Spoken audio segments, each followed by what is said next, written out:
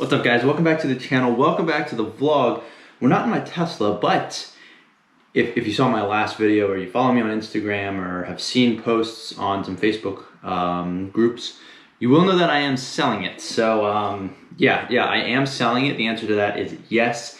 Now, some things I don't know the answer to are what car I'm getting after I sell my Tesla, but it will be a Tesla, so I do know that. Now, there are some problems with selling my Tesla, and well, let's just get into those because it is Tesla Talk Tuesday, so we might as well talk about mine. All right, really up close and personal here, guys. So the first problem with selling your Tesla, or my Tesla, or any Tesla, I guess more my Tesla, is the fact that I have that crazy wrap on it. So I obviously have to take that off, which I don't really want to do until I sell it, but I think I'm gonna have to. So I have to go and remove all of that stuff, make sure it's in good condition, blah, blah, blah, blah. I mean, that makes sense, right? Now, the second thing is you start posting it, and then people, they're just like, what is that? What's going on? That's ridiculous. Or they don't read the listing, and I say things like, I'll remove the wrap, there's tint on it, like that kind of stuff. Some things I can remove, some things I can't. Like, I'm not gonna touch the tint, but if you want to remove it or have it removed, that's perfectly fine. I think it's super easy to do, actually. But the wrap I'll obviously take care of. That will be gone, it will be off the car, unless of course the owner wants it. Now, I would say the biggest problem with selling my car so far has been the fact that as soon as you post it on these forums, there's a good joke the other day that someone posted, which I'll get to next, is that people immediately price bash. It doesn't matter what you do. They don't read the listing. They don't like think about the context. So my asking price is $35K. Am I gonna get that? I don't know. I guess it depends on supply and demand, right? If you have enough people that are interested in the car, well, then you can obviously ask a higher price. If you don't have enough people, you slowly drop your price until you find someone that's interested. So for me, I start at $35K, and here's why. So my car charges to full around 250 miles. The drive unit was replaced.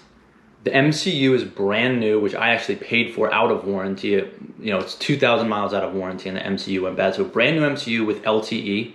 So most older P85s don't have LTE, and you'll also be getting an older MCU, which if it hasn't been replaced, could potentially have issues. So by me having that replaced, it avoids a headache, especially if you're buying one that doesn't have a warranty on it. I think at least 2, if not 3 of the door handles have been replaced. Another thing where if you don't want to do that yourself, or you don't have like another body shop other than Tesla to do the door handles, those can get pricey as well. I think a couple $100 maybe for Tesla to do them. So having that, it's just more peace of mind. Free unlimited supercharging transfers, free premium connectivity or whatever. So like you get the navigation and the traffic aware like maps or whatever that work, the browser works, all that stuff. My car has the rear facing child seat. So if you have someone that has smaller kids, is interested in that, I think that's also a bigger selling point. They don't offer that currently. It's not an option, hasn't been an option for years. There's also the sunroof that opens, not just the glass roof. So there's some options on here that make the car more unique, but also the peace of mind of knowing that the drive unit was replaced, which is a huge thing. Granted, there is still 2 more years of warranty on that, or at least like a year and a half. It's 8 years from when the car was made. The car is a 2014 model, so sometime in 2022 is when that expires. So the battery and drive unit still do have some warranty. However, the handles, the touchscreen, the driver's dash, none of that stuff is under warranty. So the fact that I've had a decent amount of things replaced or paid to have them replaced, that gives people a little bit of peace of mind. Plus you get the free unlimited supercharging, the free connectivity to the LTE network and all that stuff. So that's sort of my rationale as to why I've priced it at $35K asking. However, I'm open to offers. So like before people just go on a price bash, if you're not making an offer, your comment's kind of irrelevant.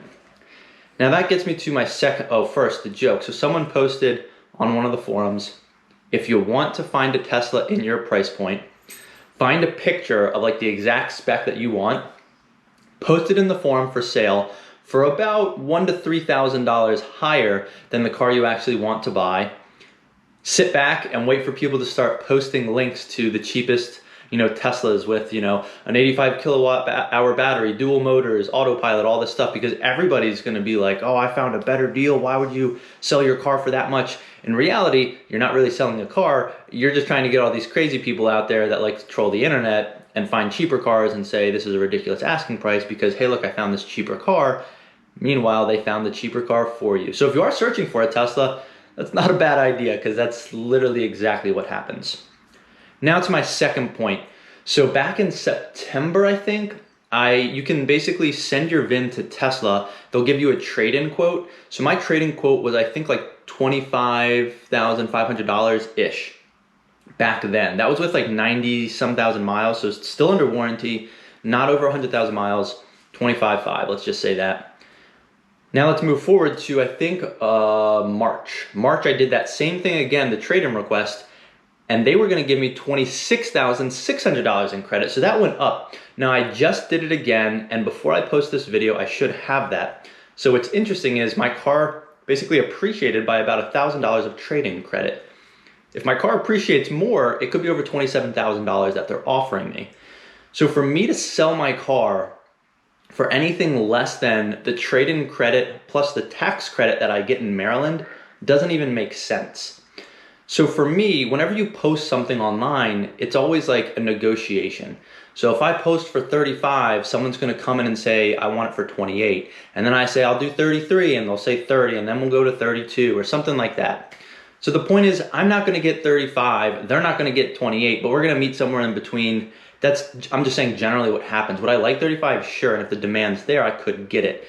But my point is, if Tesla's gonna offer me like $27,000 for trade-in, and I get like $2,000 in trade-in credit, I think it's probably a little bit less than that. But either way, it's somewhere around there. That basically puts my car at around like a $29,000 to $30,000 valuation. Plus, I don't have to deal with the hassle of a third party, transferring the title, all that stuff. It's just easy. I just go to Tesla, I give them my car, I pick up the new car, I get a new loan for my new car. Like, it's all cake. So for me, there has to be like that significant sort of premium to that trade-in that I get if I'm gonna go that route. So if I'm selling to a third party, I mean, I'll just put it out there. I think the minimum I could possibly take, if demand is low and maybe there's one person interested, I could do like 32-ish. And that's simply because I can go to Tesla, trade in my car, get rid of all of the hassles, and get, I don't know, basically $29,000 to $30,000 in value, plus the value of my time and not dealing with the hassle of a third-party sale. So that's sort of my rationale. If I don't get, you know, $2,000 to $3,000 on top of whatever that ease and trade-in and trade-in credit is from Tesla, it's not worth me selling to a third party, if that makes sense. So whether or not the market's there, it may not be, but it's worth listing and seeing. And if people don't understand that, then I guess they don't really understand how life works. Anyways, that's kind of where I'm at with my car. That's what makes it, I guess, a weird situation to sell. But I am an open book with my car. Like, everything's pretty much been documented on my YouTube channel. If you do know anybody that's interested, or if you're interested, again, feel free to DM me, send me an email, and we can make something happen. But that's kind of where I'm at. So for this Tesla Talk Tuesday, that's kind of what I wanted to cover. Maybe I'll do another actual Tesla Talk Tuesday news kind of update later on this week, because Tesla earnings are coming out. So that is another big thing. Tesla earnings, I believe they're tomorrow? I think they're tomorrow. Not 100% on that. Tomorrow after hours. So watch out for those. Again, Tesla's edging back to all-time highs. I think they were up to over $1,600 a share yesterday. But anyways, I just wanted to share that with everybody. That's sort of the dilemma of selling a Tesla. You have to compete with not only everybody else out there selling, but then if Tesla gives you a decent trade-in credit, in order to sell like third or like private party, you kind of need a nice premium above that trade-in credit to make it worth my time and energy. So that's sort of my rationale, and I still feel like I have to then start at asking price above that, because everybody always offers you lower than whatever you start with. So if you're gonna go on and price bash on these forums, you're just wasting your time, because yeah. Anyways, that's where I'm at. So hope you guys enjoyed this quick video. Again, if you are interested, or if you know somebody, please let them know, let me know. And if you have any questions, feel free to ask me. The car's been fantastic. The reason I am selling it is simply to get a newer Tesla with full self-driving, autopilot, better performance, better range. But 250 miles is pretty sufficient for everything I've done. The free unlimited supercharging has been fantastic. I drove it all the way down to Florida using the free supercharging network, didn't pay a dime for the whole road trip. Incredible. So if you are looking for a car, they are fantastic cars, very comfortable, air suspension, full interior upgrades. The car was like well over 120K brand new, so I think, you know, the car's still a great price, great deal, all that good stuff. But anyways, that's gonna be it for this video. So if you are enjoying the content, please give this video a thumbs up and subscribe to the channel. Would really help me out, would really appreciate it. But as always, guys, thanks for watching.